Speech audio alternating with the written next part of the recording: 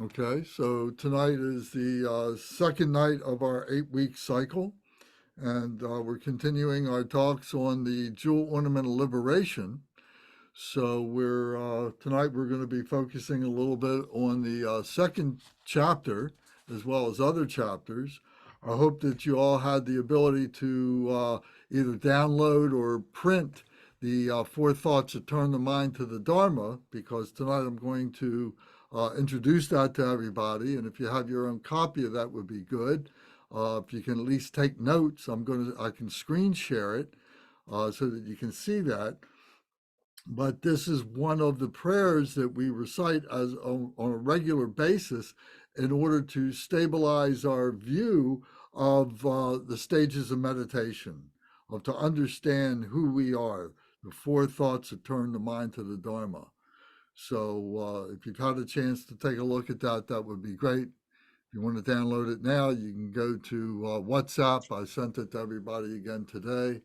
Um, but now we need to start our practice, our teaching. So what we need to do is to, if we have our Buddhism 101 book, and I can screen share that for the opening prayers so that we recite the prayers to set our motivation. Okay, if everybody can mute their microphones, please. Thank you. All right. I'm going to have to help some people here. Okay.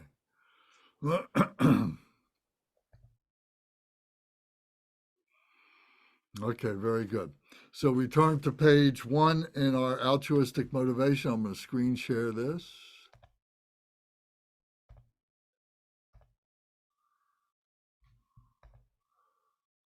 Okay. I have to get my screen set up here so I can see what I need to see.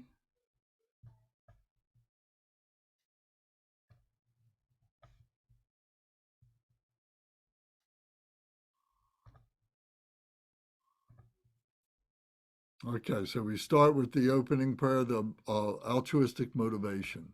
So we recite this 3 times, twice in English, once in Tibet. So we do this out loud and keep up as best you can. And with the Tibetan language, I'm sure none of us are very good at it, but do the best you can. And the more that we do it, the more familiar we become with it. So we begin in English. All mothers, sentient beings, especially those enemies who hate me, obstructors who harm me, and those who create obstacles on my path to liberation and omniscience. May they experience happiness, be separated from suffering, and swiftly I will establish them in the state of unsurpassed, perfect, complete, and precious Buddhahood. All mothers, sentient beings, especially those enemies who hate me, obstructors who harm me, and those who create obstacles on my path to liberation and omniscience. May they experience happiness, be separated from suffering, and swiftly I will establish them in the state of unsurpassed, perfect, complete, and precious Buddhahood. Dagla dang war je pe dra no pa je pe geg. Tar pa dang tam she ken pe bar du jo par je pa tam she ki so je pe. Manam ka dam yam pe sem chen tam she de wa dang den. Dog now dang drell nor du la na me pa yang dag par zog pe shang ju brin po she to pa sha. Action bodhicitta prayer. Thus, until I achieve enlightenment, I perform virtuous deeds with body, speech, and mind. Until death, I perform virtuous deeds with body, speech, and mind. From now until this time tomorrow, I perform virtuous deeds with body, speech, and mind. We can repeat this. Thus, until I achieve enlightenment, I perform virtuous deeds with body, speech, and mind. Until death, I perform virtuous deeds with body, speech, and mind. From now until this time tomorrow, I perform virtuous deeds with body, speech, and mind. Deshe du sang magegi bardu lunagi samge walako. Mashe bardu lunagi samge walako. Du de ring ne song te ni ma sang ta samgi bardu lunagi samge walako. Now we go to the short refuge prayer on page 5. In the Buddha, the Dharma, and the Sangha most excellent, I take refuge until enlightenment is reached. By the merit of generosity and other good deeds, may I attain Buddhahood for the sake of all sentient beings. In the Buddha, the Dharma, and the Sangha most excellent, I take refuge until enlightenment is reached. By the merit of generosity and other good deeds, may I attain Buddhahood for the sake of all sentient beings. Sangye chodang soki chonamla, Shangju bardu dagni kapsuchi, dagi jinsoki pe sonamgi, Jola penshir sange jupasho. And our last prayer is the four immeasurables. May all mothers, sentient beings, boundless as the sky, have happiness and the causes of happiness. May they be liberated from suffering and the causes of suffering. May they never be separated from the happiness that is free from sorrow. May they rest in equanimity, free from attachment and aversion. May all mothers, sentient beings, boundless as the sky, have happiness and the causes of happiness. May they be liberated from suffering and the causes of suffering. May they never be separated from the happiness that is free from sorrow. May they rest in equanimity, free from attachment and aversion. Manam kadam yam pesem centam she dewadang dewe gurdang dempar jorchi. Dug now dang dunal gi gudang drawar jorchi. Dug now me pe dewadang midra war jorchi. Nay ring chak dang ni dang drawe tang namla ne par jorchi. Okay, thank you. Those are the opening prayers. So these help us to set our motivation for the teaching that we're going to receive, for the practice that we're going to do, for the study, contemplation that we're about to embark in, that the motivation is for the benefit of the enlightenment of all sentient beings. So this is an important part of what we do each day. Any questions or comments? I want to leave plenty of time for people to have discussion. Okay. All right, so now we're going to go to the four thoughts that turn the mind to the Dharma. So I'm going to screen share this. So these four thoughts that turn the mind to the Dharma are just what they sound like. That these are the four thoughts that we have that turn us to want to understand something that is beyond what we normally learn in our schools, from our parents, from our families, from our friends. We learn from the Dharma. And the Dharma here has got a capital D. And this capital D Dharma means the pathway of the Buddha Dharma. There are many pathways, which would be a lowercase d, and they would be a Dharma for how to have our particular job, how to raise our family, different pathways that we want to follow to be a good person, or different pathways we want to be for unwholesome deeds. So there's many, many pathways.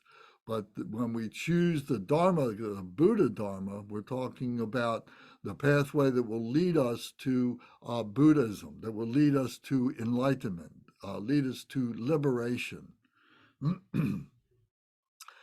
Another name for this is the preliminary foundation awakenings. So, preliminary foundation. So, what we are doing is creating these preliminary practices. We are understanding these preliminary practices that lead us to the awakenings of who we are as a human being. That we have a physical body, we have an intellectual body, and we have a spiritual body. And to be able to see that everything that is around us, all this nature and so on, we are all part of that, and it is part of us. So we are awakening to all this connection, all this spirituality that we begin to recognize intellectually, and we begin to embody within ourselves, because all this is centered within ourselves in a way that is indestructible. Our physical body and our intellectual body are both very vulnerable to injury, sickness, and ultimately to death. So the physical body goes away, the intellectual body goes away upon death. But it's the spiritual body that there is this continuum, there is this vibration that we are all part of. And to be able to recognize that as our spiritual connection, to be able to see that we are all connected with not only other human beings, but also animal realm beings, but insect beings, inanimate beings, inanimate things, all of nature, trees, grass, rocks, everything all has the same essential elements within them. They all come down to atomic structure and subatomic structure, and then the energy that is surrounding all those pieces of very, very small matter and so on. We're all made up of the same thing. So when we begin to realize that there is this spiritual connection of all these things coming together, is very, very powerful. So this preliminary foundation awakenings helps us to develop the awareness of that. We also call these the four common preliminaries, because these preliminaries are like the pillars of a foundation. They are like the foundation of a house that we are going to build. And we need to establish the four corners, the four essential parts that is going to support the first floor, and the walls of the first floor, and then the ceiling of the first floor that becomes the floor of the second floor, and then the walls of the second floor, and so on, like that. So we need to establish this foundation, these preliminary practices that are like the bedrock of all our practices. These practices are more important than anything else that we do, because all the more advanced, sophisticated practices that we may grow into over time are all supported by this foundation, by these common preliminaries. So in this illustration here, you see that there are, if you can see my pointer here, you can see that there are these two heaps of wisdom jewels. So these wisdom jewels are what we are developing through learning the philosophy of Buddha nature. And so this is helping. So we're accumulating these wisdom jewels. And then on either side here are these books, these texts, which are the scriptures of these teachings that have lasted for 2,600 years, and they have been amended, they have been translated many times over to include all different cultures and civilizations, different languages, and so on. but they are all speaking of these wisdom jewels. In the center is this 8-spoked wheel. This is the Dharma chakra wheel, and this represents the Eightfold Path. So, if you remember last week, a couple of weeks ago, we talked about the Eightfold Path, and that is part of the Four Noble Truths. So, the Eightfold Path is represented here, and one of the important elements of this is developing our meditative concentration, our mindfulness. So, all this is in support of our meditative concentration of the Eightfold Path that is called out here, that is illustrated here. If anybody has any questions, please don't hesitate to let me know. So let me see, I just want to, I lost seeing everybody. I want to make sure everybody's together. Okay.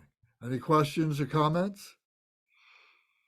So now we go back to this prayer and we recite this prayer. Whoops.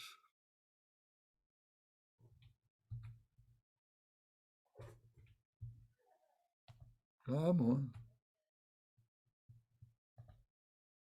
There we go. Okay. So maybe if I do this. No, that didn't do it. Okay.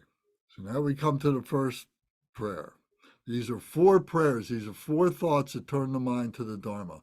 So we're going to go through this, and then we'll come back and start talking about each one of these in turn. So first is precious human life. So we recite this together out loud, everybody together. The freedoms and advantages, so extremely difficult to obtain, accomplish the purpose of human life. If one does not achieve benefit from this now, how could this opportunity come again? Oh, this kind of leisure and endowment is supremely difficult to obtain. When one obtains the body, which is easily lost, do not waste it meaninglessly, but rather use it to attain ultimate liberation, joyous result. So then we contemplate. So take a moment now and quietly read this to yourself again, and then contemplate the meaning of this. So please contemplate now.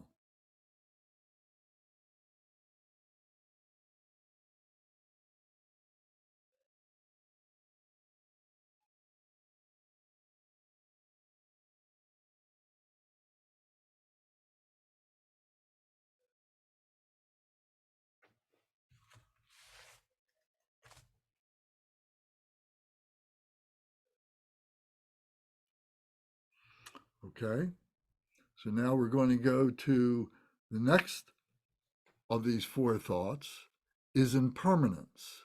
And this is 2 pages, impermanence.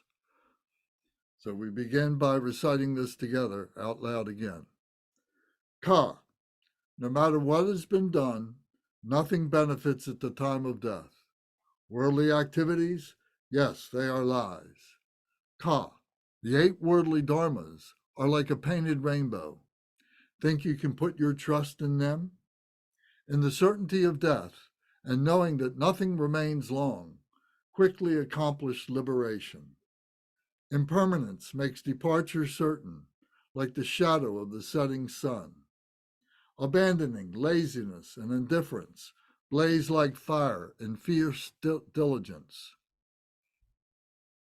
This life is impermanent, like clouds in the autumn sky.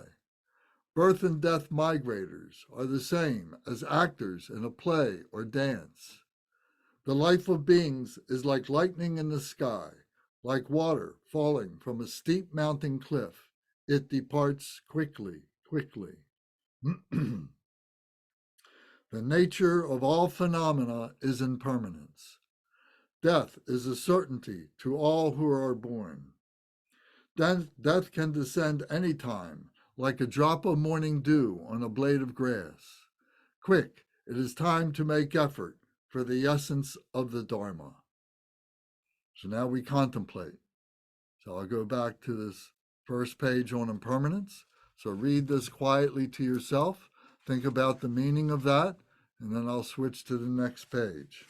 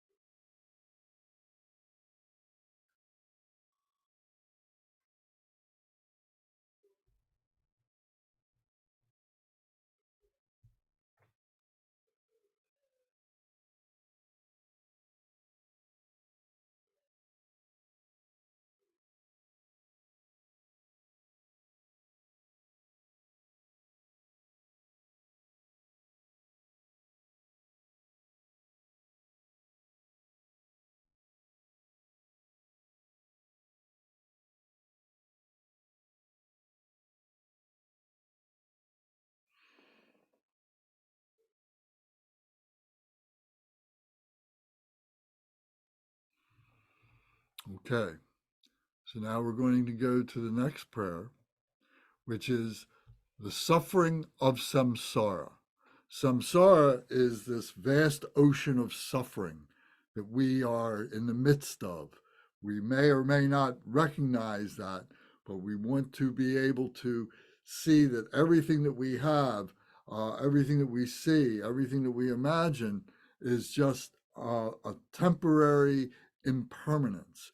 And all of this becomes the cause of suffering in our lives. Everything that we cherish as being wonderful and that will all change and cause suffering. So we'll explain this more. So we recite this. Consider the suffering of beings in the 6 realms of samsara. Doing so, great fear and dread arise in the heart. In the 3 lower realms, and even in the 3 higher ones, there is not an instant of absolute happiness. I will avoid the root cause of my samsaric existence and practice the excellent path of peace to enlightenment. So contemplate the meaning of this by reading this quietly to yourself.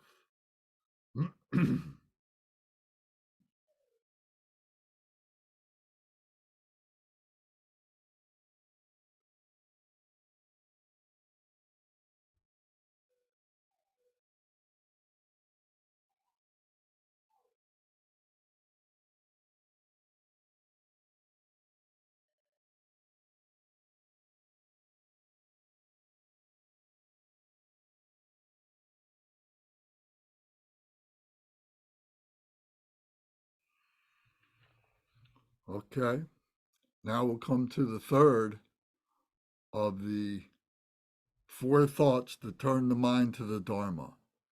And this is karma, cause and result.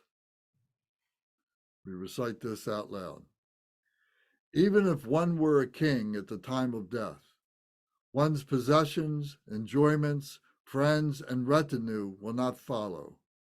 But wherever that sentient being goes, his karma follows after him like a shadow. The fruit of one's positive karma is happiness.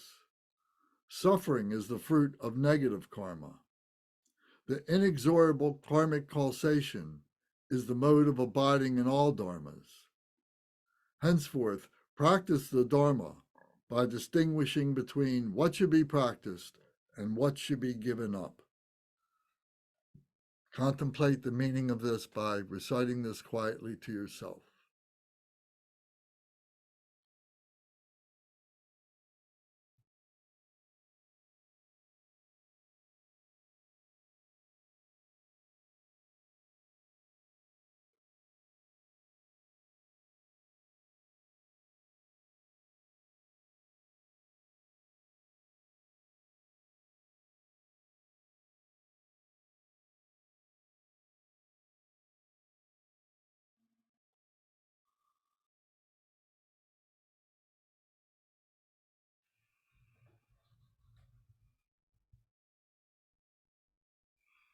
Okay. So now we go back to the first, this precious human life. So let me see if I'm still missing everybody's picture here for some reason.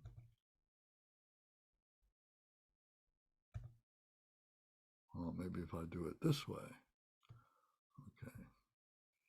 Does anybody have any comments or questions before we start with this explanation? Okay.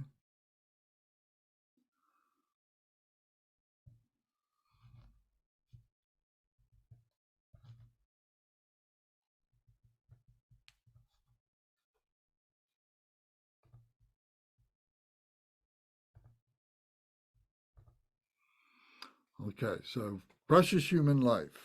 You need to understand, we're all really good people.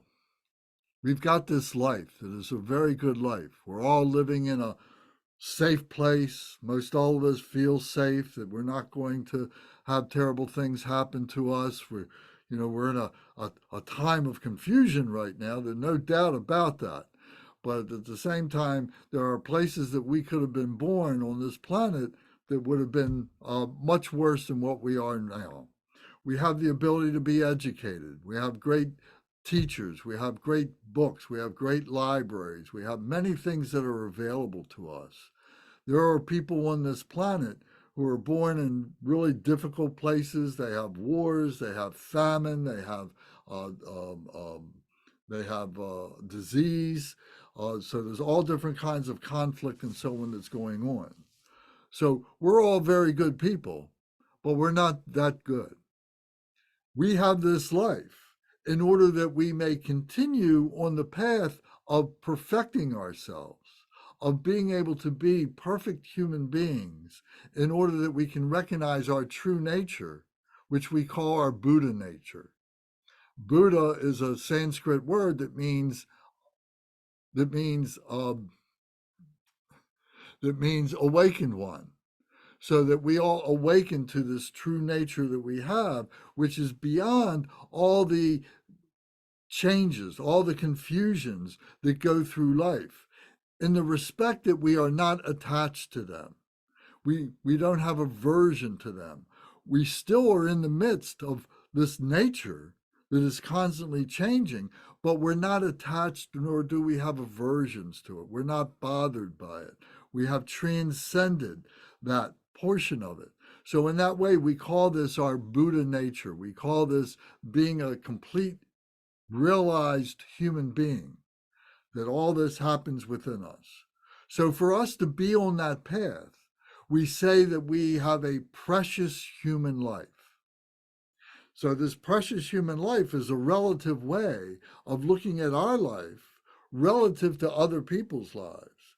So, there are people that are living on the planet who have very difficult lives. Maybe they are living very subsistence, that they barely have enough food. They're living in a very hot climate or a very cold climate. And every day they have to go and they have to struggle to be able to get their food. They have to struggle to maintain safety. Maybe they're born in a war zone, or that there are thieves and people who are around them all the time who are trying to steal from them and from other people to get what they want. So, or maybe they have diseases and they don't know whether they're going to be able to survive the day or the week, that they're going to contact some kind of a disease and perish in those kinds of illnesses and so on.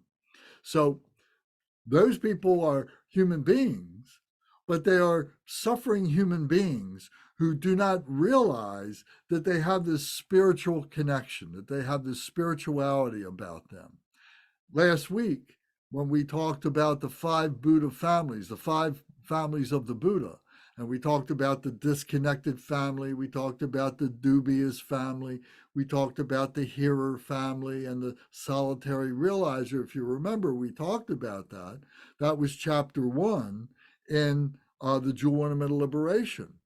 So those people that do not realize that they have this spiritual connection might be those disconnected people who don't realize spirituality. They may be the people of the dubious family who have some exposure to their true nature, their Buddha nature, but they're not convinced of that. They're very skeptical about it.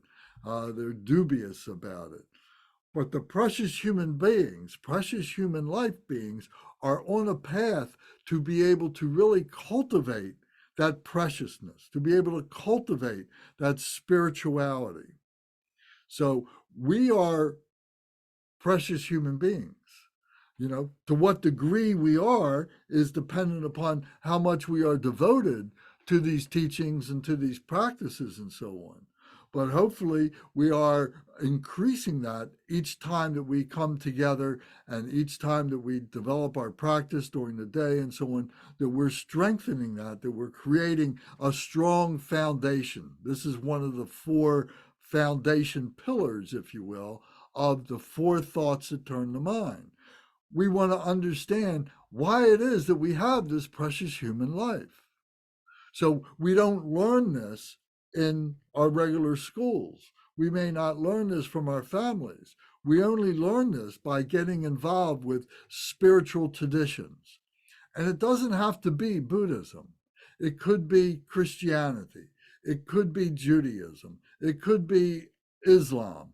It could be Hinduism. It could be Taoism. It could even be humanism.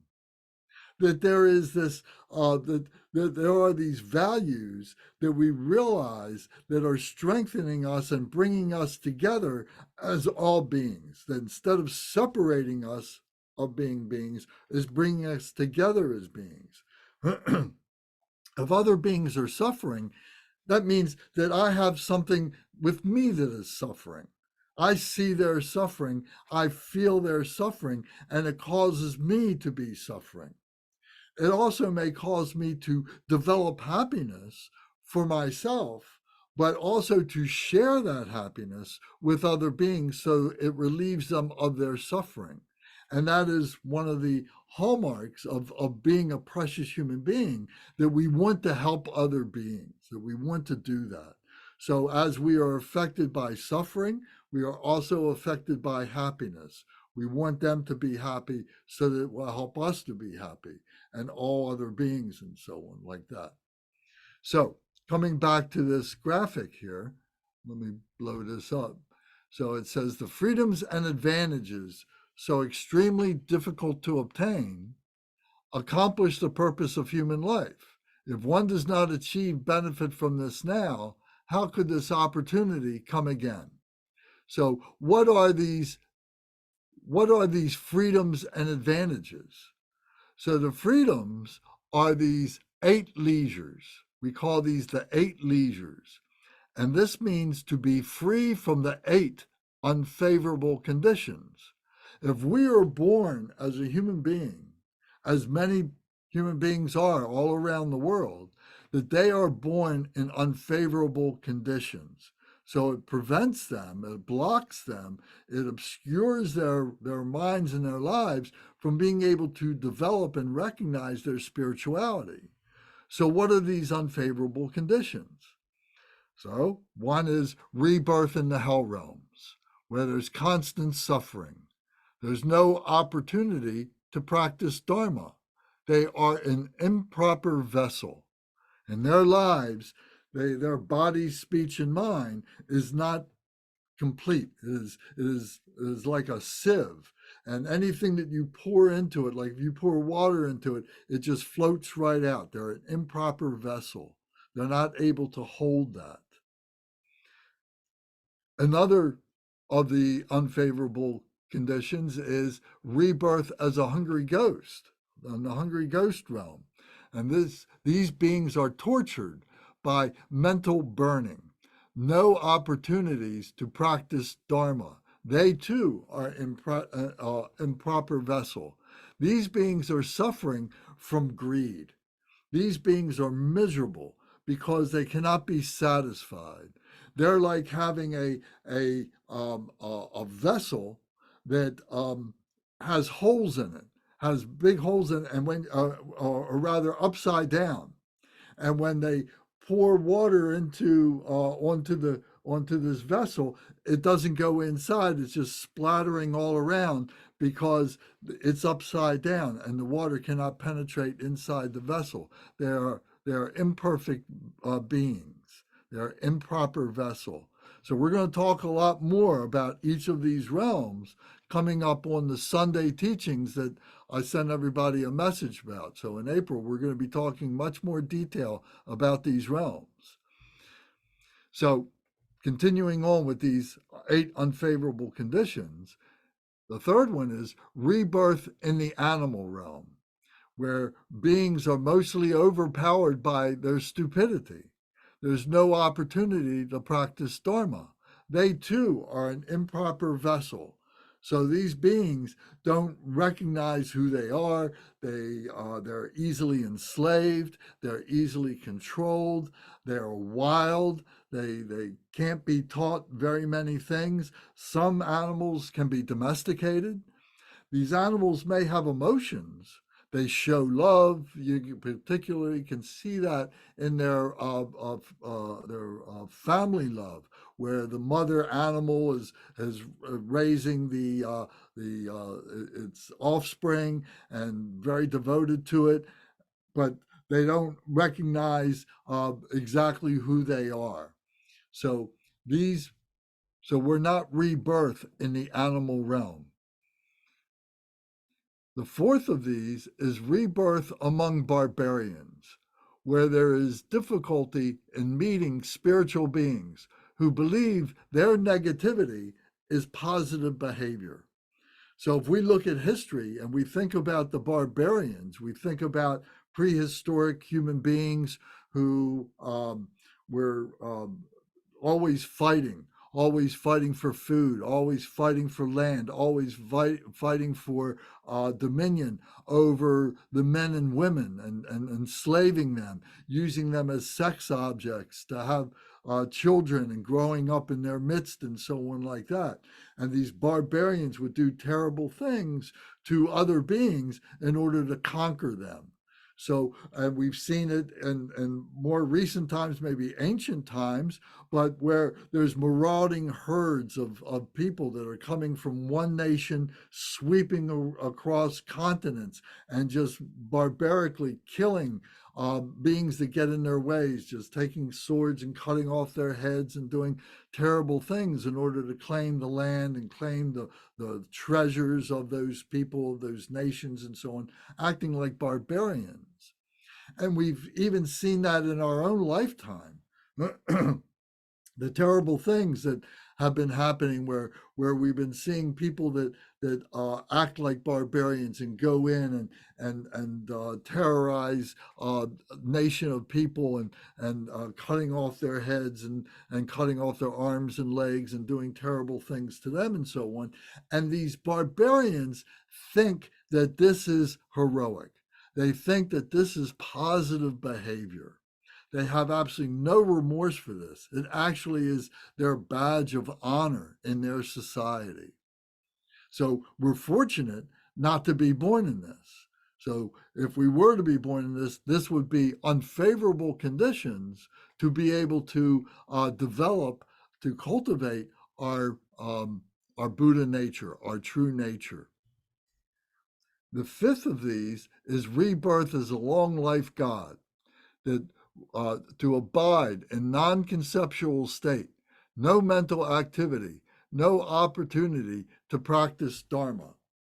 So there are those of us who think that to be born as a god, to be born as these mythological great beings who have nothing but great pleasure, and they may not be material beings, they may not be regular human beings, but they are these godlike beings who have very, very long lifetimes.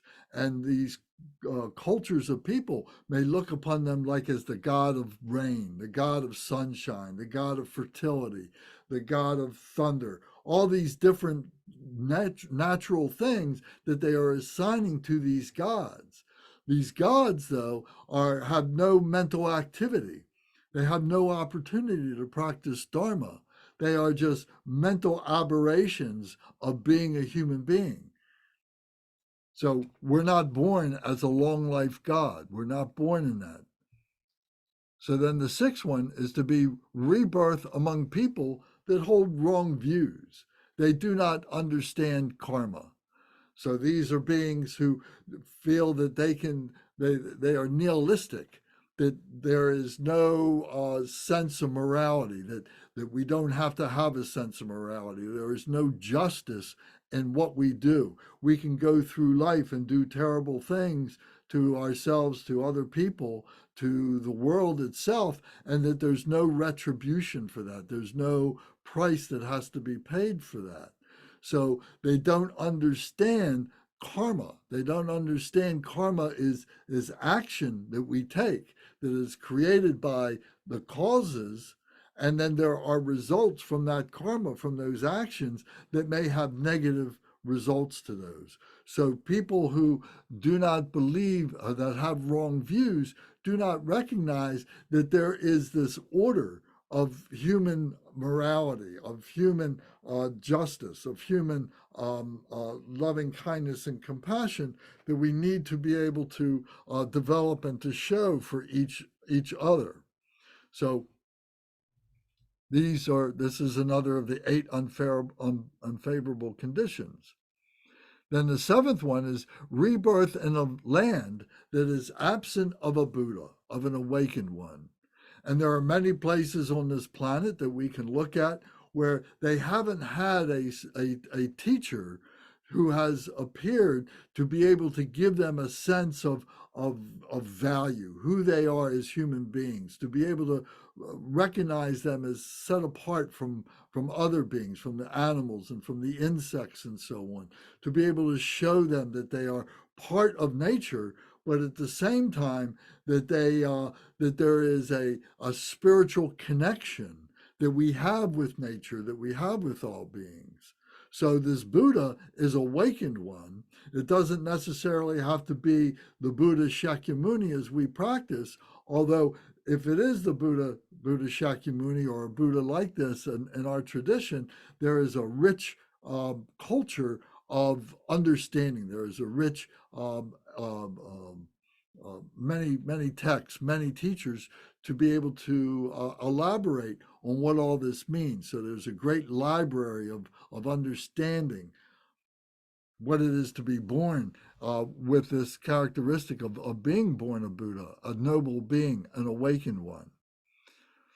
Then the last of these eight unfavorable conditions is rebirth as a stupid person who cannot understand the differences between virtue and non-virtue. So not to be, using this word stupid as a derogatory negative word, but we all know that there are some beings who are born who, for one reason or another, just don't have the mental acuity to be able to know the difference between virtue and non-virtue. Sometimes their families will be able to protect them and to support them. Sometimes these people may have to be institutionalized, that they cannot think for themselves, and that society has to create these facilities for them to help these people. That they may not realize, they don't have all their senses are intact and so on. So, not that having their senses defines whether someone is a stupid person or not, but it's simply the process of not being able to distinguish between goodness and evil, virtue and non-virtue. So I think everybody can relate to that in some way or another, that you've had some experience with that or seen someone that has experience with that. Did everybody see that? Were you able to see that graphic? And so I tell you, did you see that graphic? Kate? Oh, you didn't see it. I hit the wrong button. No, it didn't come up. I was referring to my copy. Oh, okay. Well, I hope you all had a copy of that, but I didn't hit the screen share button then. Sorry, my bad. So I'll put this up here for a second now. Now you can all see that. I have a question. Yes. So how does karma kind of play into the cycle of rebirth. And I guess like in the West, like a lot of people um, kind of personify karma as like this sentient being, like, oh, karma's going to get them or whatever. Uh-huh. But is that how Buddhists view it, or is it more like kind of just this law of the universe? Well, you're right. It is a law. It is a natural law. It's an invisible natural law. Um, so karma is a Sanskrit word that means action. So we take action, and that action has a result. So therefore, we talk about good karma and bad karma because of the action that we took. It was either a good action or it was a bad action that had this result. The other part of karma is what is the cause of that action? What is the cause of that action, the cause of that karma? And that's what we need to be able to recognize. It's very easy because it's very subtle. We don't recognize that. But we have to look into and see what is causing us to take a good action or a bad action. So this karma is something that happens that we can examine in our own lives. We can see that if we are doing good deeds, that good things begin to happen to us. If we do bad things within ourselves, we start feeling guilty. We start having fear. We start having confusion. We start having hatred. The emotions rise up because we know that we did something bad, and we're always looking over our shoulder. We're always worried about this. Something is going to happen to us. And then when something does bad happen to us, we try and link it up. We may be able to link it up to something that we did in the past. Sometimes it happened in the so far distant past that we can't see it, that maybe it happened in a prior life, and we can't see that we have this present karma, that we have these present causes. An example of that is, like I said, we are all good people, but we're not that good. We'd all like to say that we're doing good things, but in our personalities, there's still something that always rises up that causes us to do something negative. That and it's very, very subtle to be able to recognize that. So we need to be able to have a way to be able to examine that, to allow it to come up so we can deal with it. If we just keep suppressing that and don't deal with it, then it's going to continue to come up over and over again. And we're never, ever going to be able to heal those figurative illnesses that we have from one lifetime to another. So it's this invisible cause that comes back to us over and over again until we're able to do good things. What this ultimately means is the less things that we do, whether it's good karma or bad karma, the less things that we have to develop into our next life, the less things that we have to be attached to, the less things that we have to have aversions to. So, an example of this is the Buddha was always asked, well, what did I do in my past life? Who was I in my past life? I've got this life now, and sometimes I'm doing good things, sometimes I'm doing bad things. And the Buddha would say to him, he says, well, the question that you're asking is not what you did in your past life. The question you should be asking is, what are you doing in this life? Because what you do in this life is what is cultivating what's going to result in your next life. So by taking that level of responsibility and being able to see that, this was a very quick way of being able to try and describe karma, cause, and result. We talk much more about this in later chapters of the Jewel Ornamental Liberation. We're going to get to that.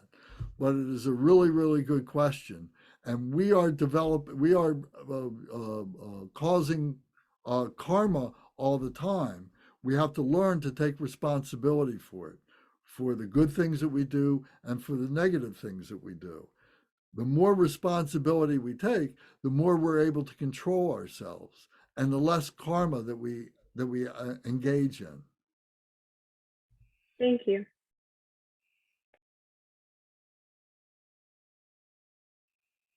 You're welcome. I know that was a long-winded explanation, but there's no way to simplify it without being too simple about it. Does anybody else have a comment about that? Would like to speak about that? Yes, I have a question. So say that you years ago were involved in something very bad. You were a serial tax cheater or something. I'm making that up, okay? But you realize the error of your ways and you don't want to do that anymore, and you're good at not doing it. You've really turned over a new leaf. So what's the best way to expunge the negative karma? Since in sincerity you want to follow the Dharma path and you don't want to be like that anymore. You don't want to repeat those past errors. How do you make sure you don't suffer for them in future lives? Well, there's a process. First, you have to confess that you did these things, and then we have to resolve that we are not going to do these things anymore. And we are going to do what we can to make amends for these things in ways of generosity and so on. If we were, as you say, cheating on your taxes means that we were stealing from other people. If everybody did what they were supposed to do, we wouldn't have the tax problems that we do and so on like that. So we may not be able to trace immediately, something as subtle as taxes from a past life or something. But if, say, for instance, in this lifetime, you're just poor with money, you don't have the propensity to be able to be good with money, and you're always running out of money, may be the result of having stolen money in a past life, that this time you don't have a good capability to be able to do that.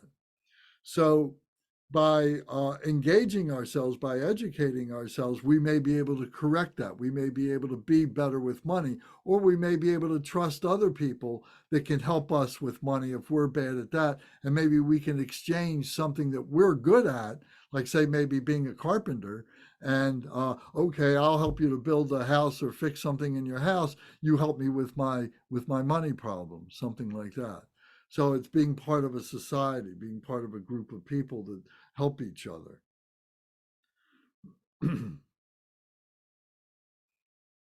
Thank you. So karma is a difficult question, is a difficult thing. It is, we've got four great powers that we talk about, physical powers in our lifetime, the physical elements. One is gravity. One is electromagnetics. One is the strong what do you call it, the weak force and the strong force. The weak force, or rather the strong force, is what is holding atoms together, and the weak force is what is pulling them apart. So the scientists have been able to prove this and be able to demonstrate this as laws of physicality. Karma is a spiritual law and is much more subtle, and it requires our meditation, it requires our contemplation to be able to penetrate the subtlety of the truth of what it is.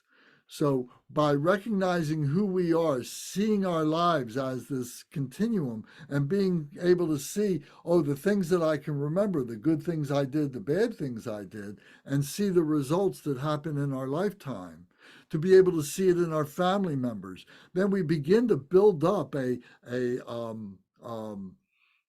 list of occurrences, observations, to be able to prove to us that, yes, this law of karma does exist, much in the same way that a physicist will have gone through these experiments to prove that gravity does work, that electromagnetics does work, and strong force and weak force does work because they have been able to prove it.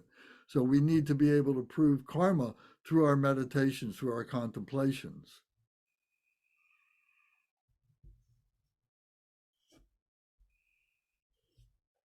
Okay. So thinking that it doesn't exist, you see, is one of the wrong world views. That this karma does not exist, and then being able and then continuing our activities in this nihilistic way of living. That nothing matters, nothing counts.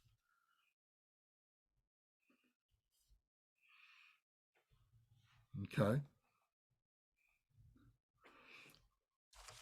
All right. So now I want to go to. I'm going to definitely screen share this.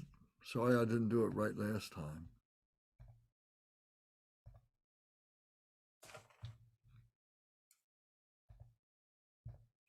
Okay. So here we talked about the 8 leisures as. Let me go back one page. It says the freedoms and advantages so extremely difficult to obtain. So the freedoms are the 8 leisures. We're free to be able to enjoy these leisures. Otherwise, we would be bound up by these 8 unfavorable conditions: rebirth in the hell realms, rebirth in the hungry ghost, rebirth as an animal realm, rebirth as a barbarian, rebirth as a long life god, rebirth among people that hold wrong views, rebirth in a land that is absence of a Buddha, and rebirth as a stupid person who cannot understand the differences between virtue and non-virtue. Those are the 8 freedoms, or free from that are the 8 freedoms. The advantages are what's called the 10 endowments. These endowments are like enrichments. These are um, uh, like like a money in the bank. These are like for merits, things that we have been accruing over lifetimes. The 10 endowments, the enrichments of being a human being, of human beings. So there's 5 external and there's 5 internal. The 5 external are being born where the Buddha has arrived in this world. The second is Buddha has taught the precious Dharma. The third is the Dharma that continues to be taught. The fourth is the Sangha to maintain the teachings. And the fifth is there is love and kind support to continue Dharma practice. So these are external of us, that there's been a Buddha that we have been able to receive the teachings for. So the Buddha, Shakyamuni Buddha, the historical Buddha, lived 2,600 years ago. And he developed this gift that he gave to us of these Dharma teachings that we're able to use. And there's been many Buddhas who have been born in these 2,600 years who continue these teachings. So it's not just the one Buddha, there are many Buddhas. We are all potential Buddha. We all have this within ourselves. So where this Buddha has arrived in this world, we have an external benefit of that, an endowment that we are in the right place to be able to have that. There are places, in some places of this world, where those teachings are not obvious. Those teachings are not there. There are not teachings that, that they could avail themselves of. So the next is the Buddha has taught the precious Dharma. So the Dharma here with a capital D is the Buddha Dharma, is the way to liberation, the awakened path to liberation. So the Buddha has taught this. So there are many, many teachers. So the most important of these teachers is our immediate teacher, is the one that we can see, that we can hear, that we can feel and teach and receive teachings from and have exchange with, is the most important. Because the Buddha that lived 2,600 years ago, he's got his scriptures, he's got his followers. But without those scriptures and without those followers, we wouldn't know anything about that Buddha that lived 2,600 years ago. So we're very fortunate that that Dharma teaching continues. And here is the third, that the Dharma continues to be taught generation after generation in many of these different cultures and many of these different lands. here on this planet. And that there is a Sangha to maintain the teachings. So the Sangha is the community of people that are taking in the teachings and are processing the teachings, and that becomes brothers and sister guides for ourselves. And then we become brother and sister guides for other beings. So it's this community of people who are following the teachings and proving these teachings for themselves. That the Buddha taught, don't take my word for these teachings. You have to experiment. You have to prove these for yourself. You have to develop this yourself. You have to find your own enlightenment. But here is the path on which I developed this. I did this for myself. I am enlightened. You need to find it for yourself. I can't give you that. I can only give you the way in which I did this. So the Sangha is the group of people who are following that, or developing that. And the fifth of these is that there is love and kind support to continue the Dharma practice. That there is the support of the Sangha, of other human beings, that there are resources, that there are places where this can be done, places that we can go to study, there are books and so on like that, so that there is love and kind support to continue the Dharma practice. So these are the 5 external endowments or the enrichments of human beings who have availed themselves of these riches. The 5 internal, the 5 internal are birth as a human being, that we are born a human being. We're not born an animal. We're not born an insect. We're not born as some being who is beyond or is below being able to understand these concepts of being a human being, of being able to have a healthy body, speech, and mind. That being born in an area that has the Dharma teachings. So that we're born here, and whether it's America, whether it's in the West, whether it's in Tibet, whether East or West, that's not as important, that there is still Dharma teachings that are being conveyed. There are some places where they have been outlawed. There are some places where the books have been burned. And what we found out, what we saw, was that it seemed to be impossible to be able to completely eradicate it, that these teachings came up like out of the ashes, that it was so impossible for people to be able to suppress this. So that we are born in a land, in an area where the Dharma teachings continue, where we have access to the books, we have access to the teachers. Number 8 says that we are born with the full faculties of the senses, so that we have good eyesight, we have good hearing, we have good sense of smell, good sense of taste, and good sense of touch, and a healthy brain that is able to process this. Now, not all of us has all the blessings of all these senses. Some of us may be born blind, or we become blind during our lifetime, or we lose our sense of hearing, or our sense of smell or taste, or even touch. But the other senses can compensate for that. We found that with technology growing, becoming greater, and so on, that people are able to compensate for their loss of the senses. To illustrate that, this was, these prayers and so on were composed thousands of years ago, 2,000 years ago. So in those days, if you were born blind, I mean, that was truly a terrible consequence that you had to suffer, and maybe would preclude your being able to develop your understanding of the Dharma, or if you didn't have the sense of hearing.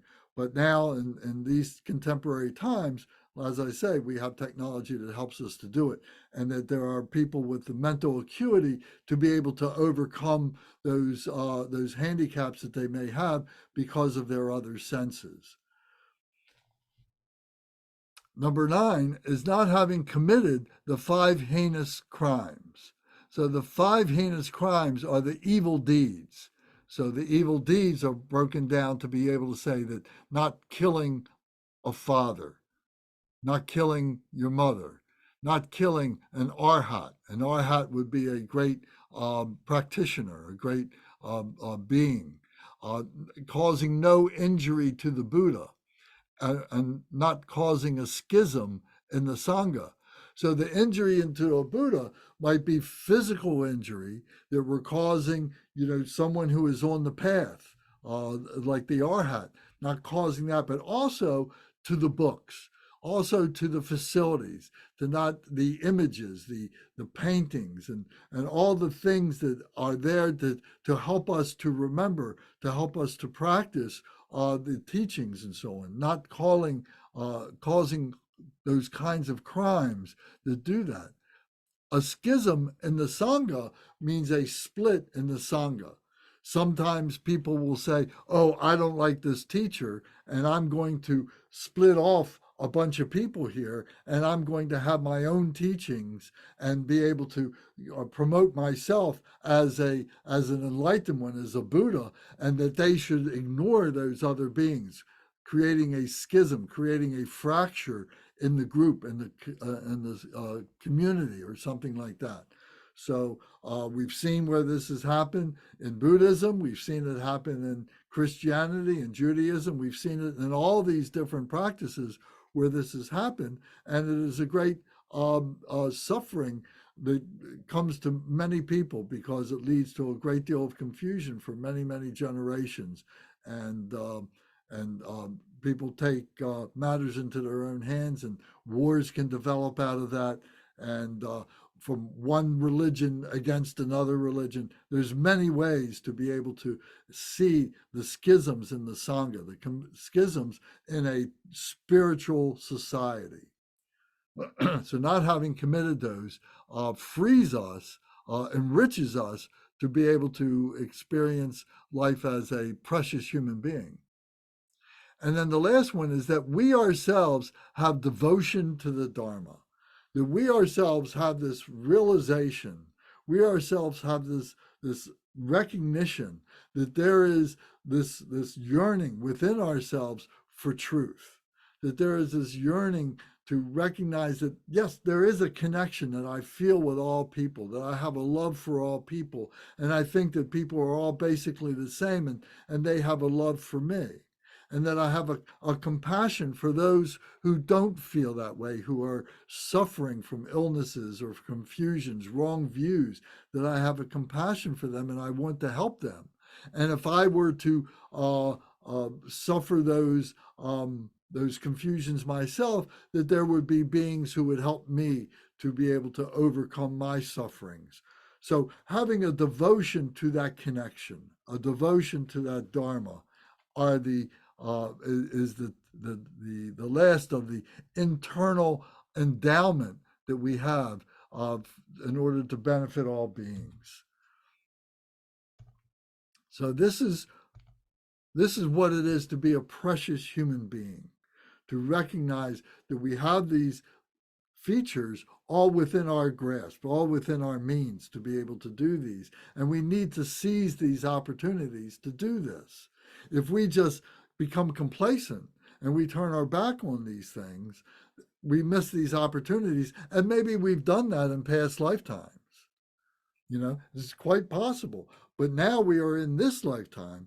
We are all here together. If there's 9 of us that are here together in this space saying, oh, well, here we are being able to reconstruct this, to bring this back together again, that I have this precious human life. And now I have the opportunity to really develop this, to cultivate this within myself for the benefit of others, is precious human life, and is the first of the foundations of becoming a precious human being, of becoming, of turning the mind to the Dharma. The Dharma gives us the facility to be able to do this. Any comments or questions?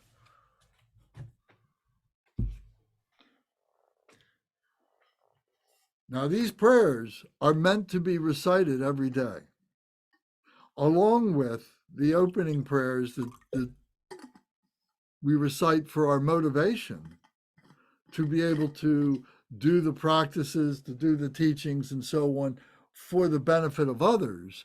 These we recite in order that we're focusing ourselves, that we're turning our mind to the Dharma. We are using the Dharma as an instrument of our completion, of our being a realized human being.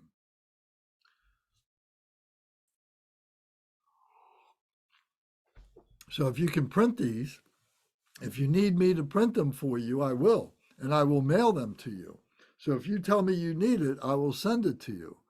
But to have this as part of your regular daily practice is very important. It doesn't matter whether you're an ordinary human being like we are. It doesn't matter if you're one of the monastics. It doesn't matter if you're the Dalai Lama. The Dalai Lama recites these prayers every day. Our great lamas, our great teachers, the monastics, they recite these prayers every day. The great practitioners who are like us, ordinary beings who are on the path, recite these prayers every day, because it's very easy for us to get sidetracked. It's very easy for us to get emotional, to lose sight of what it is that we're doing. And we need to recite these prayers every day to make sure our wheels are on the track. There's a story that to be a precious human being is as rare as a blind turtle that is on the bottom of an ocean so big it's bigger than all the oceans on this planet. It's huge. And once a year, once every 100 years, that blind turtle swims up from the bottom of that ocean to the surface of the water. And on the surface of the water is this single yolk, like a lifesaver, that is floating on the surface. And that blind turtle pokes his head right through the center of that yolk. That's how difficult, that's how rare it is to be a precious human being. Imagine how many beings are on this planet right now. We know that there's 8 billion human beings, but how many animals are there? How many insects are there? We can't count them. It's innumerable. But what is it to be a precious human being? How many human beings have been on this planet over the many lifetimes of beings on this planet? How many, a million years that there's been human beings, or whatever the number is? So, what does it accumulate to? Does it accumulate to 10 billion or 20 billion? Who knows? But how many precious human beings have there been? How many ordinary beings have there been? There's been huge number of ordinary beings, but the number of spiritual beings is relatively few. But that doesn't mean that we don't want to increase that number. We want to increase that number for the benefit of those beings, that this is a planet, this is a life of experience. And what we are trying to do is to learn this experience of bodhicitta, of loving kindness, compassion, joy, and equanimity. We're trying to learn the holy enlightened mind, the big mind, not this mind, in order that we can transcend the suffering of this human existence, that we can liberate ourselves from this human existence. We live in 3 dimensions. Are there 4 dimensions? Are there 5 dimensions? Are there 6 dimensions? Can we say that we know that for sure? Do we have the means to be able to recognize those dimensions? What happens when we meditate? When we are able to focus all our energy, our physical energy, our intellectual energy, and our spiritual energy all together, one-pointed mindfully, into an experience that becomes unexplainable, inexpressible. There's no words for it. We can't tell you what it is. And this is the experience that the Buddha, Shakyamuni Buddha, had 26 years ago. And all he could do was to teach the way he got there. That's the Dharma. And now we're trying to learn, well, what was the Dharma? What was he teaching? Well, so that I can have that experience too. So what his experience led him to be was this liberated being who then became like an analogy of the sun that just radiates this light of bodhicitta, loving kindness, compassion, joy, and equanimity for the benefit of all beings to liberate themselves. We have to ask ourselves, is this what I want? Do I want to be liberated like that? Or am I satisfied with being suffering? This is a great planet. There's lots of things happening here. To be a human being is a wonderful thing. We have many pleasures. We have many opportunities to do many things. But everything that we see, everything that we deal with over time changes. Everything becomes lost. Everything becomes impermanent.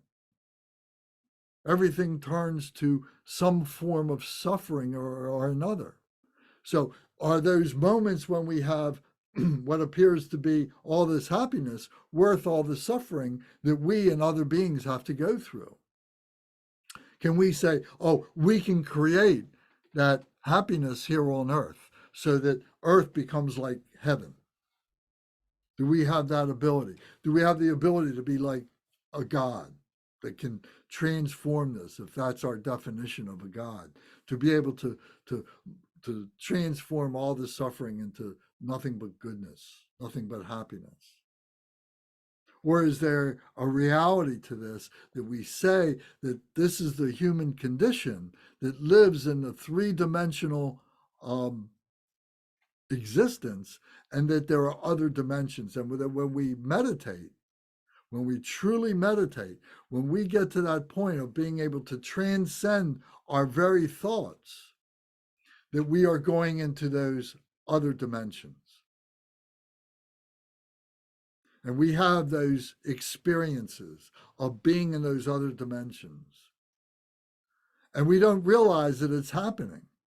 Maybe you've already had that experience already, because we can have that, we can have those epiphanies without even realizing it. Just spontaneously, we have those realizations where you have this experience of pure love, of pure compassion for other beings. And it comes and it goes very, very quickly. And you say, wow, was that great? I wish I want to do it again. How do I do that again? Maybe you were sitting on the beach, and maybe you just had this beautiful moment and everything just opened up to you. Maybe you were sitting on the beach at night. Maybe you were sitting on the beach during the daytime. Maybe you were in the woods. Maybe you were on a lake, swimming or floating on a lake, or you were in a boat in a lake. Maybe you were climbing a mountain. Maybe you were just home, lying in bed. So many different ways that we can have this. We're spiritual beings, whether we realize it or not. And we can have these moments of spiritual clarity that come when the conditions are right. But how stable is it? So through our meditation, we have those experiences, and they are concentrated concerted efforts, where we use a stage of getting ourselves to that point. And then we have that experience and we say, oh, here's that experience. Now I recognize it, but now it's gone. Because as soon as I recognize it, it's gone. I had it, but it was unexplainable. But now my ordinary mind has caught up with it. My heart was wide open, and maybe my heart stays wide open. It's like when you have that love, the heart stays up. Oh, I want this to stay open. Oh, I got love for everybody. Oh, this is so wonderful. But then slowly, it begins to close up again. And you say, oh, it's 5 days since I had that feeling. I wish I could get it open again. So you sit down and you go through the process of whatever it was to get you to that point, and maybe you find that you can open it again. And maybe it remains stable for a longer period of time because you followed those instructions, you followed that system to be able to open that up. But it's inexplainable. How do you explain love? How do you explain bliss?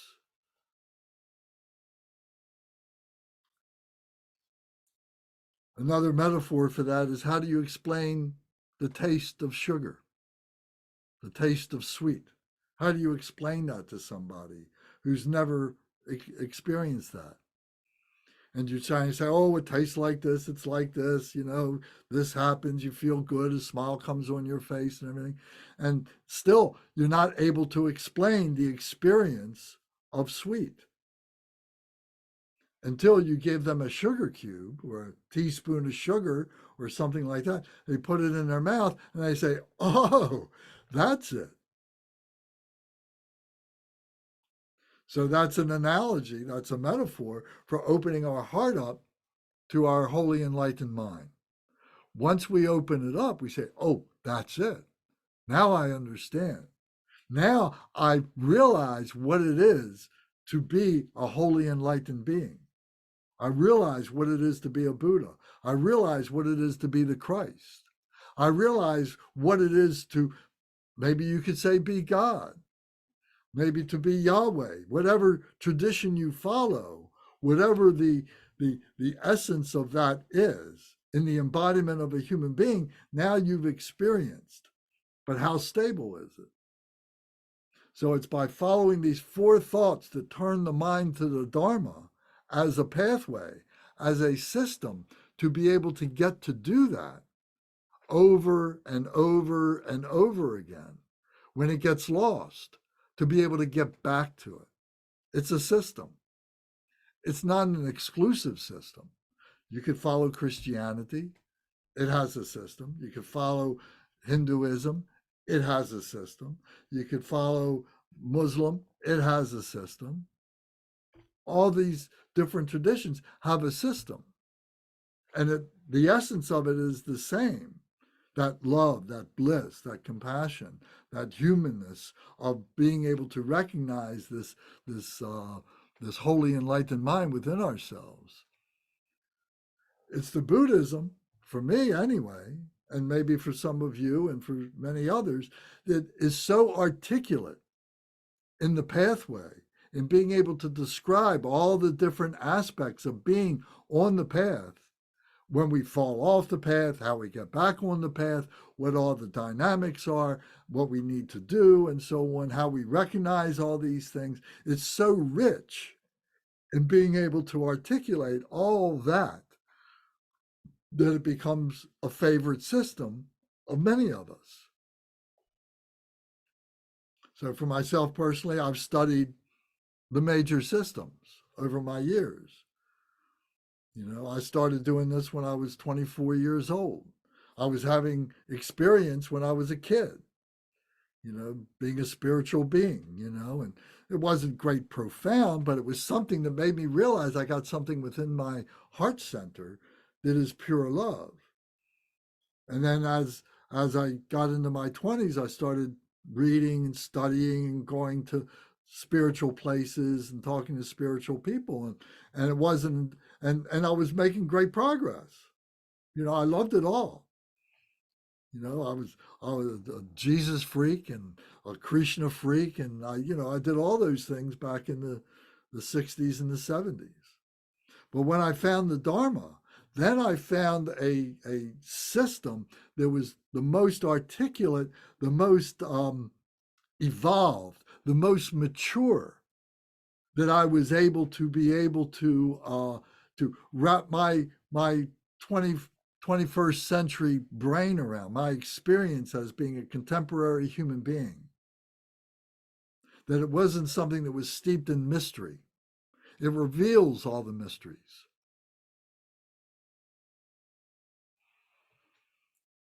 It's not follow me because I tell you. It's follow your own path. I'm telling you how I got here, what the Dharma is. It's up to you to follow it and have your experience. I think at some point I might have said to you, there's the outer meaning, there's the inner meaning, and there's the secret meaning. The outer meaning is just the words of what they are on the printed paper. It's just the words that are coming out of the teacher's mouth and the way it lands on you and the images that are created in your mind, the outer meaning of this. But then there's an inner meaning, the inner meaning of, what's between the words, what's between the lines, what's between those outer meanings, those images that are created in the mind and so on. What are the deeper meanings? Oh, I never thought of it that way. And then there's the secret meaning.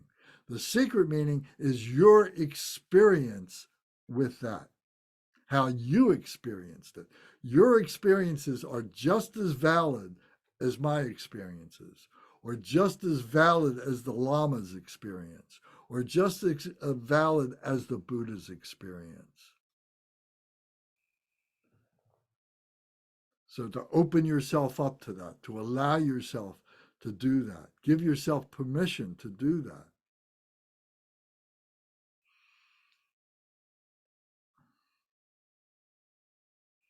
Comments or questions, please? Lance, you really got my wheels turning about a very bad habit that I have, which is bashing the theology of my old Christian churchmates, because I should show loving kindness to them and their beliefs as I should to all sentient beings. But I was once a Christian too, and I agree that for me, Buddhism just really fits with the system. First of all, it's older. In fact, there's interesting evidence that Jesus might have been exposed to Buddhist thought, and for me, it was samsara. It was just the understanding of samsara versus this emphasis on vicarious sacrifice and repentance and punishment. And it's just, I know I'm rambling, but No, you're right. I think an important point that you just mentioned, I think that Jesus was a human being, no doubt. The Buddha, Shakyamuni Buddha, was a human being. But both attained something within themselves. Siddhartha Gautama called it Buddha. Jesus called it the Christ. And both were prophesied by the traditions that came before they were even born. They said that there is this essence of truth that all human beings have the potential to be able to recognize. And when that truth is recognized, there will be peace. The confusion might be to say, oh, when that peace comes, there's going to be peace for everybody. Well, it may not be that, but it's peace for those individuals. And we work to help other beings to find it for themselves.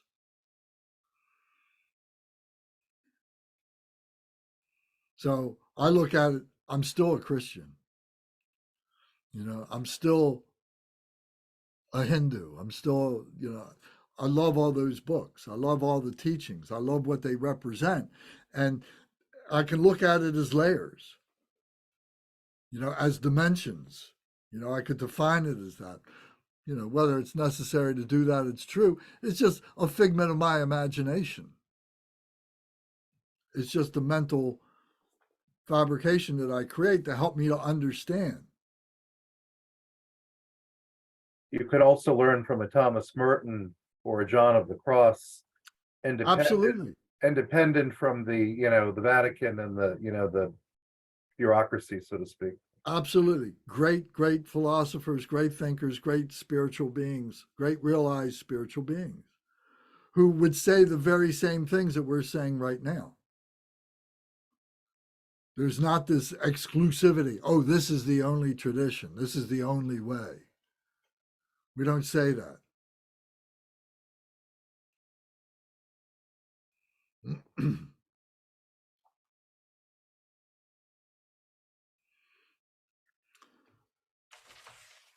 Any other comments? Sorry, what were those philosophers you mentioned, Brandon? Thomas Merton is an American Trappist monk who lived in the 20th century, and he was very fascinated by Buddhism towards the end of his life. And if you read his writings, he moves closer and closer to the East the older he gets.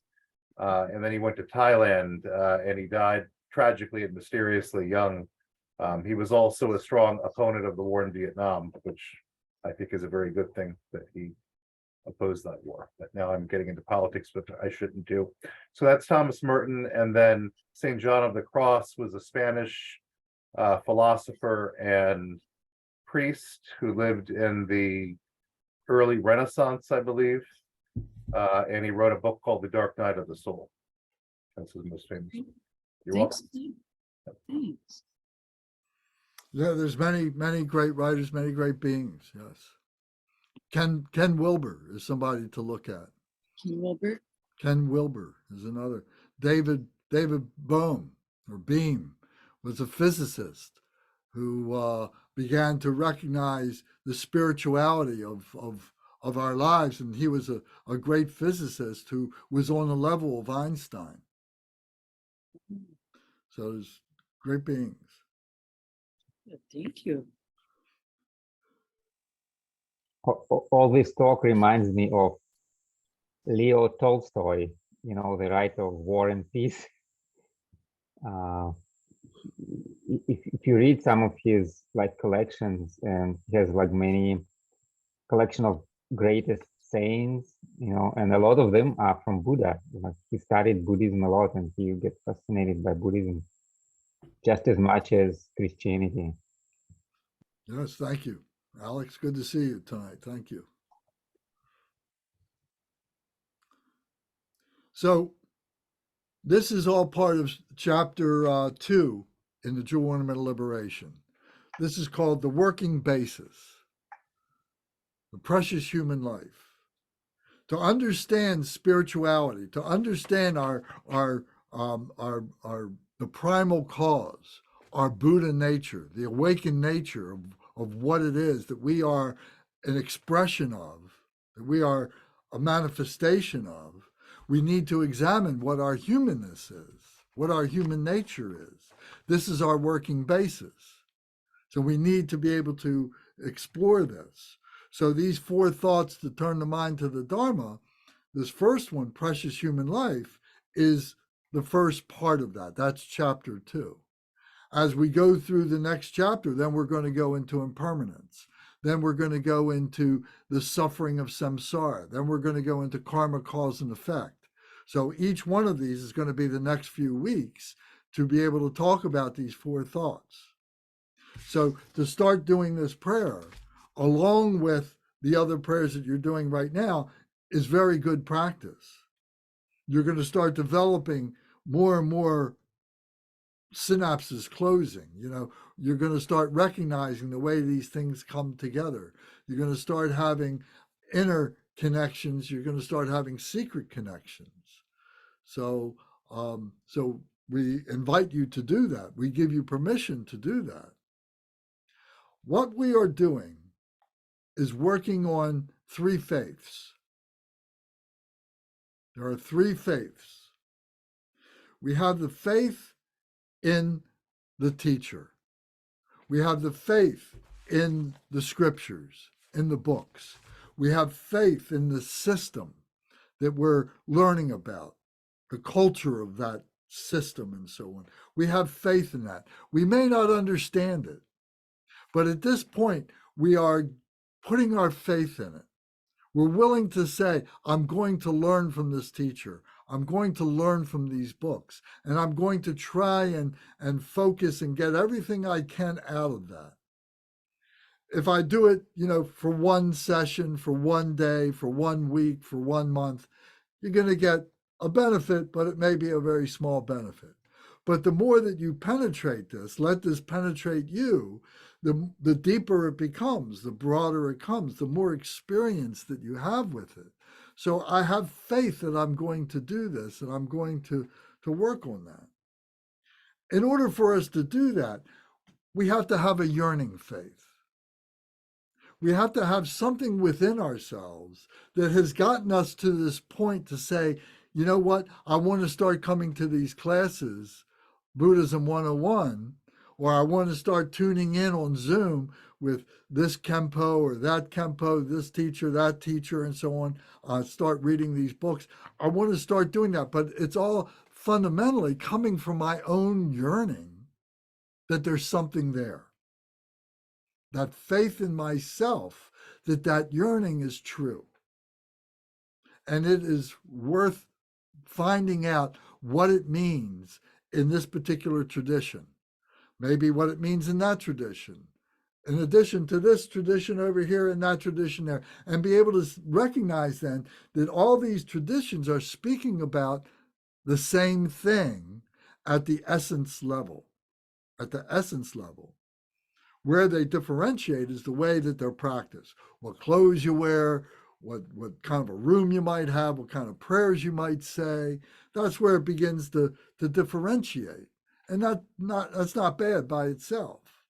But the essence is the same, is the wholly enlightened mind, loving kindness, compassion, joy, and equanimity. The more that we learn about these different traditions, we learn that that's what they all have in common.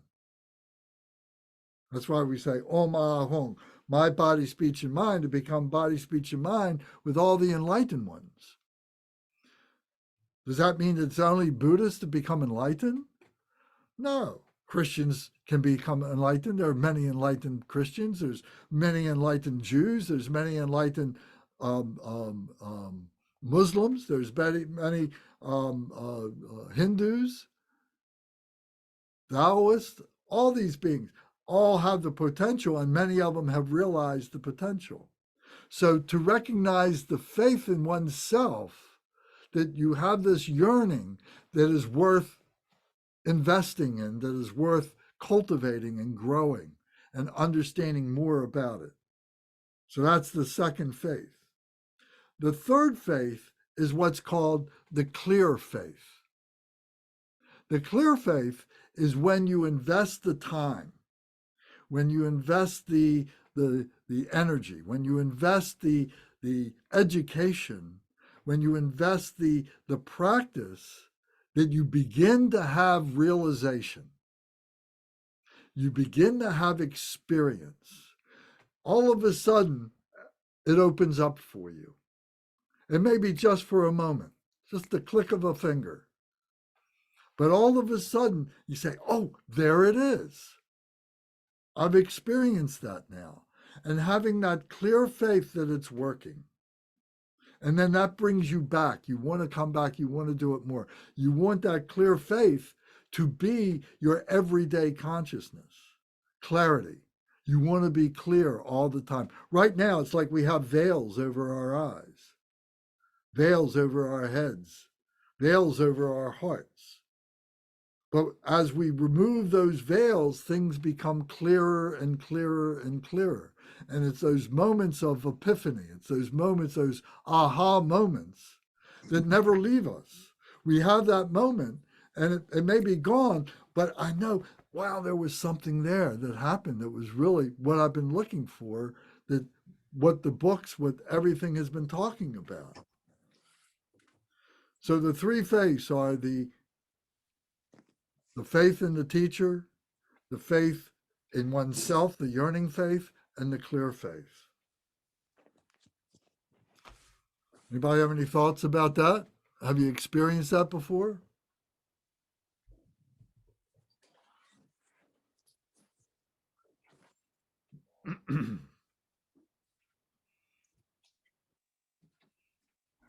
Lance, I have. This is Zara. Yes, they are. Yeah, I have. You've experienced that before? Yeah. Good for you. How, was it something recent, or was it something a long time ago, or is it something that that happens, over and over again? How does it work? For me, it's been it was slow in the beginning, and then it became almost an exponential yearning, to where now it's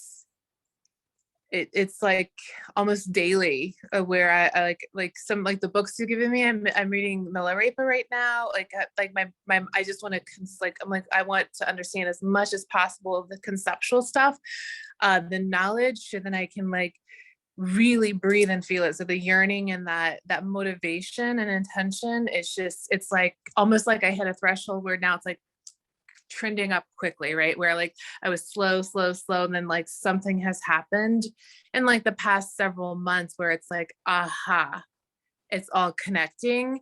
I've been doing the meditation with you, and I've been with you for a while now, but like there's something that's like a nice positive growth spurt for me, if you will, like a teenager who's growing inches over a summer. Yeah, that's a good analogy. It's awesome. And what Zara just did is wonderful, because she's, in some other traditions, they would say she was giving testimony. And really it's part of our discussion group. We're very open to that in Buddhism 101 and Buddhism generally. We're very open to that, and it fosters a lot of new ideas and getting rid of old ideas and being able to say things that are on your mind, things that are maybe in your heart that you're expressing. And maybe you need to get them out so that you can hear yourself say them. Sometimes they're not 100% true, but it gives you the ability to be able to say, well, here's what I'm thinking now. And maybe somebody can add a little to it that will embellish it or correct it a little bit and so on. So it's opening ourselves up. We have it. One of the many problems of being a human being is we hold on to what we think is true, or we're not confident in ourselves.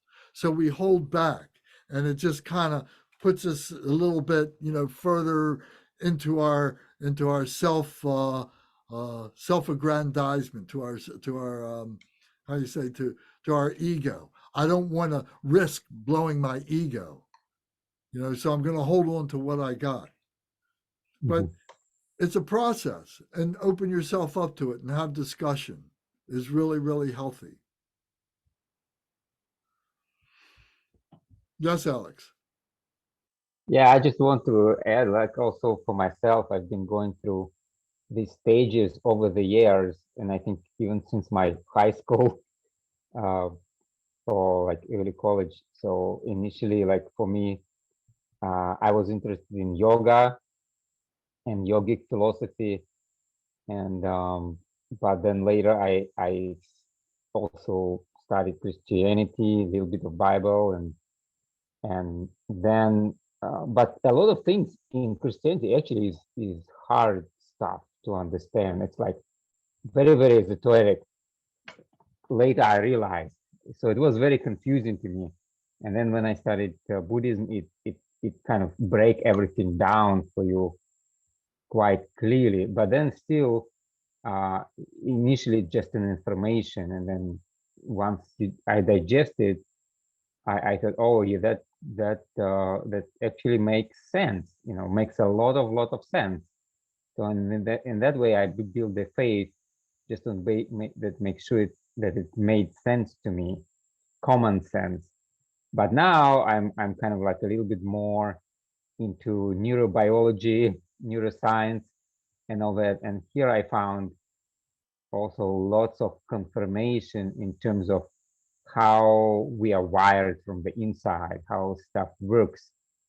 And seems like, especially in Tibetan Buddhism, it gives you a lot of tools to untangle many things that get tangled, and based on real things that seem to work, and we find in science these days that's how they work, and it seems like these 1,000 years of traditions were able to figure it out and really like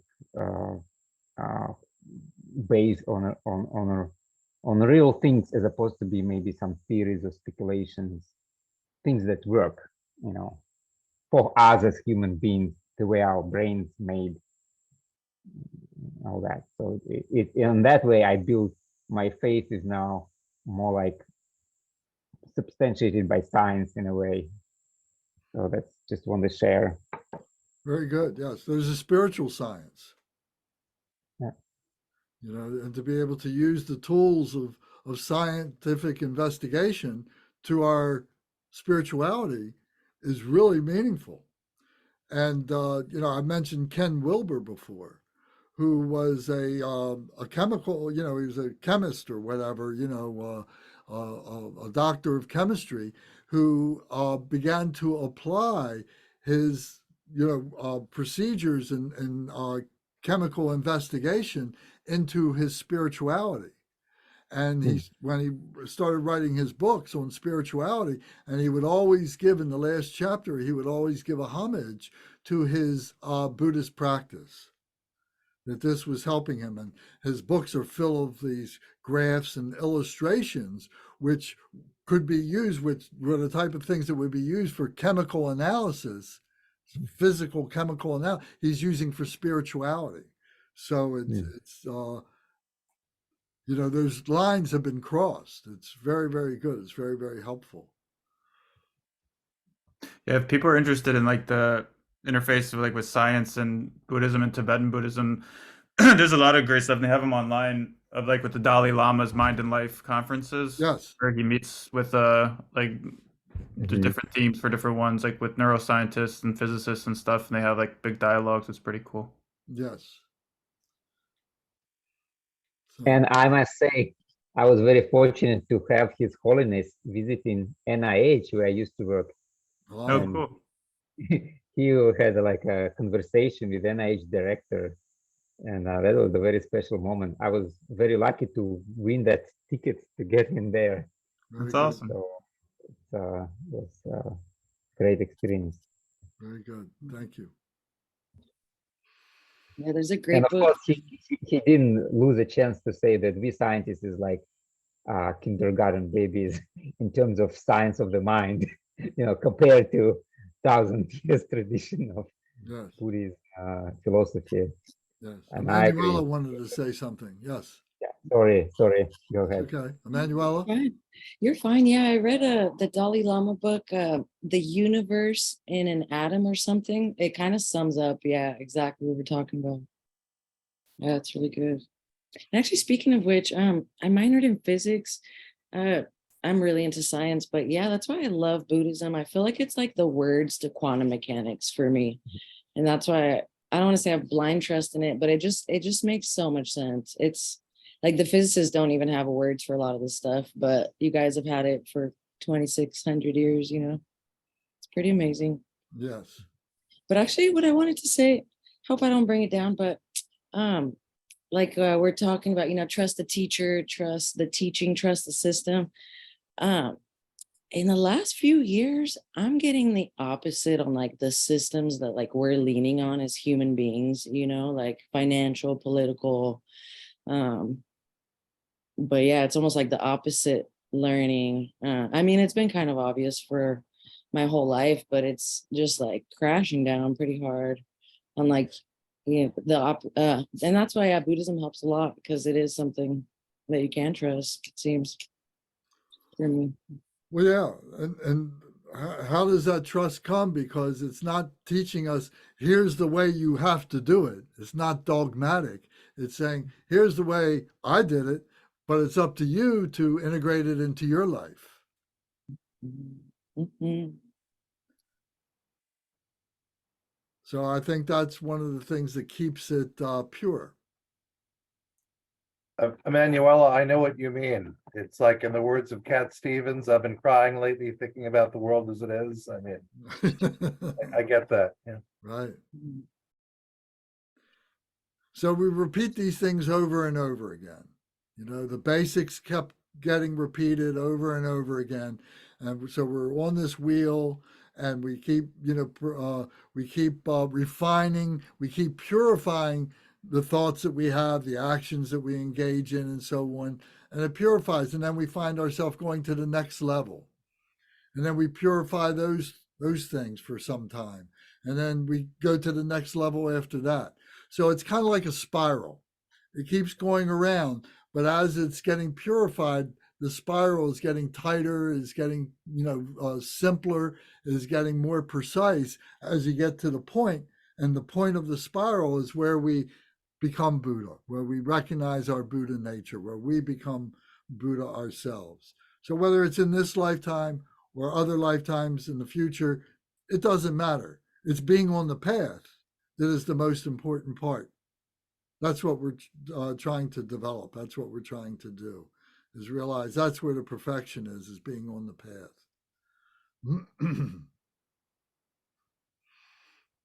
I have a question, Lance, if we have time. Sure. So with working with this on the just like a really practical day-to-day level, so there's the reciting it as a prayer and then the going back in the contemplation piece. And so that's what I'm trying to figure out how I will make this work for me with the contemplation. Would you recommend, I mean, I could imagine something like taking one of the four and I don't know, making do some writing and thinking about what it means and like how it applies to my life and like how am I not living in this way, or like what is the way to, or in other forms of like analytical meditation that I've been exposed to within Tibetan Buddhism, you use some kind of reasoning to gain a certain visceral feeling, like a certain feeling of compassion or something with emptiness, other things, and then you like focus, use that as like a focus of the meditation on that feeling and try to stoke it, and then it'll go away, and then you use the reasoning to get it back. So I'm just kind of trying to kind of flesh out for me like how I'm gonna go about doing the contemplation piece to like really drill this home in a way that'll kind of change my my obsession with the eight worldly dharmas over here. Well, it's a process, and supporting your contemplation with other readings, with other conversations, and so on. So the Jewel Ornament of Liberation, reading this chapter and each of these chapters to give you more support, more understanding, more ways in which it's the dynamics are playing out and so on. And also in the book, the transformation of suffering is another way of examining that, and there's other books. There's Khenpo Samdop has the stages of meditation. So, I would encourage that. And then through your own experience, sometimes, you sit down to do your practice and you're bringing with you some experience that happened yesterday, or maybe it's something that you're anticipating for today that needs to be applied to these practices. And these practices then are giving you a framework on which to think about that which happened yesterday, or that which is happening today, or is about to happen tomorrow. So you begin to process all the stuff, all the mundane stuff, by way of looking at it through the lens of the Dharma practices, and so that contemplation is that process, thinking about it, and it becomes organic. It moves in its own direction, and what happens is, you get to certain points where you kind of exhaust the contemplation. I can't think about it anymore.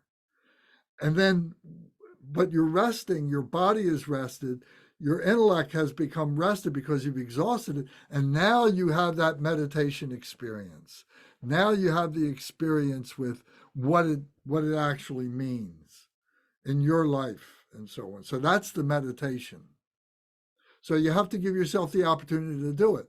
And in the beginning, it's having the discipline to create the space, to create the time, to create the structure that you can do that.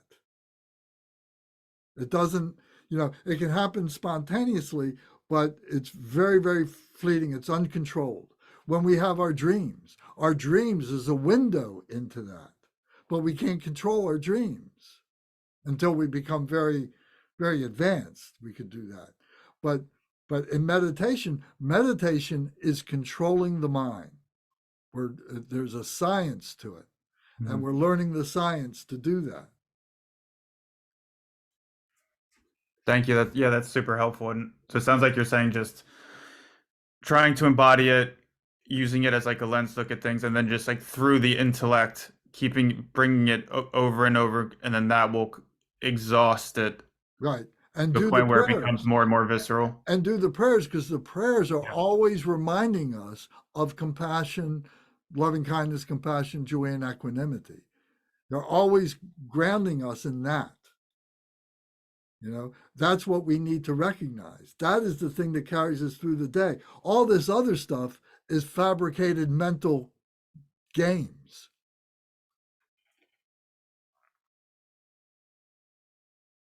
Does that Thank make you. sense to you? It does, yeah, thank you.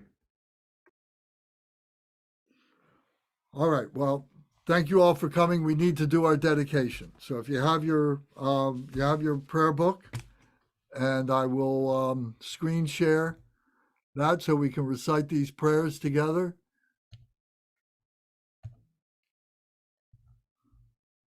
So we start off with this dedication prayer, the lineage dedication. So the first part of this is the homage to our teachers who have passed, but they are the great masters who are the foundational teachers of our lineage, the Kagyu lineage. So recite this in English with me, these next few pages. Dorje Chang, Talopa, Naropa, Marpa, Milarepa, Dharma Gampopa, Pagmadrupa, and Lordri Kumpa, please bestow upon us the most auspicious blessing of all the Kagyu Lamas. By this virtue, may I achieve the all-knowing state, and may all who travel on the waves of birth, old age, sickness, and death cross the ocean of samsara by defeating all enemies, confusion, the cause of suffering. Bodhicitta, the excellent and precious mind, where it is unborn, may it arise. Where it is born, may it not decline, but ever increase higher and higher. I pray that the Lama may have good health. I pray that the Lama may have long life. I pray that your Dharma activity spread far and wide. I pray that I never be separated from you. As Manjushri, the warrior, who realized the ultimate state, and as did Samantabhadra, I will follow in their path and fully dedicate all the merit for all sentient beings. By the blessing of the Buddha who attained the three kayas, by the blessing of the truth of the unchanging Dharma as such, by the blessing of the indivisible Sangha order, may the merit I share bear fruit. Next page. By the virtues collected in the three times, by the virtues collected in the three times, by myself and all beings in samsara and nirvana, and by the innate word of virtue, may I and all sentient beings quickly attain unsurpassed, perfect, complete, and precious enlightenment. May the teachings of the great Trikumpa Ratnashri, who is omniscient, Lord of the Dharma, Master of interdependence, continue and increase through study, practice, contemplation, and meditation until the end of samsara. The dedication prayer by Lord Jigdan Sumgun. Glorious, holy, venerable, precious kind root and lineage lamas, divine assembly of yidams and assemblies of Buddhas, Bodhisattvas, Yogins, Yoginis, and Dakinis, dwelling in the 10 directions, please hear my prayer. May the virtues collected in the three times by myself and all sentient beings in samsara and nirvana and the innate word of virtue not result in the 8 worldly concerns, the 4 causes of samsara, or rebirth as a Shravaka or Pratyeka Buddha. May all mothers sentient beings, especially those enemies who hate me and mine, obstructors who harm, misleading Maras and the hordes of demons, experience happiness, be separated from suffering, and swiftly attain unsurpassed, perfect, complete, precious Buddhahood. By the power of this vast root of virtue, may I benefit all beings through my body, speech, and mind. May the afflictions of desire, hatred, ignorance, arrogance, and jealousy not arise in my mind. May attachment to fame, reputation, wealth, honor, and concern for this life not arise for even a moment. May my mind stream be moistened by loving kindness, compassion, and bodhicitta, and through that may I become a spiritual master with good qualities equal to the infinity of space. May I gain the supreme attainment of Mahamudra in this very life. May the torment of suffering not arise even at the time of my death. May I not die with negative thoughts. May I not die confused by wrong view. May I not experience an untimely death. May I die joyfully and happily in the great luminosity of the mind as such and the pervading clarity of Dharmata. May I, in any case, gain the supreme attainment of Mahamudra at the time of death or in the bardo. Om, Ah, Hong. Om, Ah, Hong. Om, Ah, Hong. May my body, speech, and mind become inseparable with the body, speech, and mind of all the enlightened ones for the benefit of all sentient beings. Thank you all very much. Thank you. Thank you, and Thank very you. nice. Lance, good night, everyone. Thank you, Lance. You're welcome. Thank you. Thanks, everyone. Night all. Okay, good night. Thank you, Kate. Good. Okay, Gavin, thank you. Thank you, Emanuela. Brendan, thank you very much for your comments and being here. Alex, you too. Yeah, great questions, great answers. Yes. Did somebody try to say something? Gavin, was that you? Oh, that's me. Are you in Baltimore now? Yes. Oh, good. So am I. So You're in Baltimore? yeah, I'm now working in Baltimore. Oh, So okay. Where are you living? 4 days of the week I'm there. I just rent Airbnb for